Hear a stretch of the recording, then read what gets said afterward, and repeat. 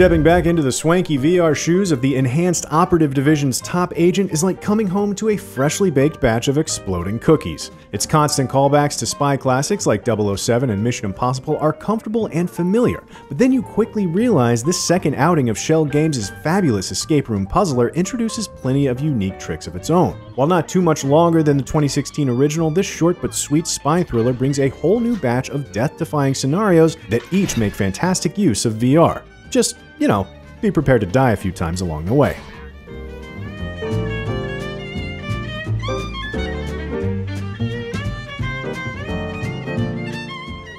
It's no surprise then that I Expect You to Die 2 follows the original's clever, roguelike inspired approach to puzzle solving. You spend the roughly 3-hour campaign poking through each creative escape room while figuring out the sequential order of necessary tricks and solutions, and this also means etching out where all the traps are set. But these solutions are rarely obvious, and you often need to unlock a few drawers, unscrew a few panels, and uncork a few bottles before you can unpeel these brilliantly layered zones. The prevalence of traps scattered throughout provides a necessary blockade to stop you from otherwise brainlessly feeling your way through it all without critically analyzing each part of each map's layout, and I Expect You to Die 2 hides them in some truly unexpected places. The frequency with which it drops traps into your lap, or into your mouth, means that you need to start over often, but each time you're forced to respawn, you gradually paint a mental map of the whole level. It works exceptionally well for a VR game that sits you down and faces you in one direction, aside from a few puzzles that require you to crane your neck or peer around a corner, and where most of what you do revolves around toying with physics objects. At least these physics objects are handled gracefully on the Oculus Quest 2, where everything reacts as you'd expect it to. For example, there's a moment early on where you need to shut off an array of lasers. Without any additional cues, you might pick up a nearby metal platter and reflect the lasers at a painting, burning open a secret nook that you might not have found otherwise. It's all interconnected in a way that feels great when you're in the headset, and it's easy to forget that you haven't even moved out of your chair. Once you've figured out the solutions and pulled yourself all the way to the end with your telekinetic spy gloves, it's easy to feel like you've accomplished something, since some of these puzzles can be deeply challenging without looking up hints. That's a great feeling until you've seen each of the 6 original levels in their totality and you're left wanting more. But even then, there are a handful of hidden souvenirs and trophies to find on subsequent visits. For a sequel this long in the making, however, it's a shame there isn't even more to discover, but that's a testament to just how well designed and satisfying these puzzle sequences are. Oh, I'm so glad you called. Yes, I do have information on the attack.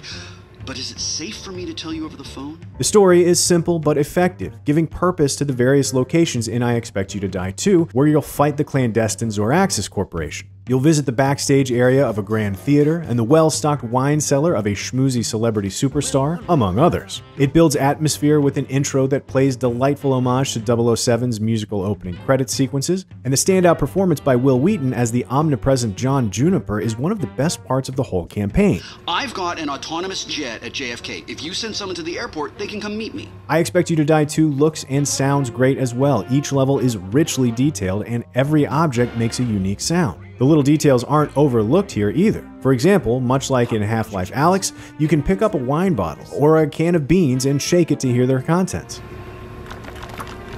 And much like in Job Simulator, you can pour liquids into cups and containers, then bring those up to your mouth and drink them. I Expect You to Die 2 spares none of these details. Much like the original, I Expect You to Die 2 prioritizes being comfortable and accessible, and the hyper-convenient telekinesis gloves are in keeping with that. Whereas Alyx's rustles will let you flick your wrist to pull an item close to you, these act like remote-controlled hands, allowing you to do practically anything from a distance. This means that if you can see an object, you can access it, even if you aren't sitting close by. The catch is that it's possible for important objects to fall completely out of bounds if you mess up, but at least I Expect You to Die 2 highlights stuff that's stuck behind other objects, making them visible as a glowing blue silhouette until you can pull them back into your line of sight.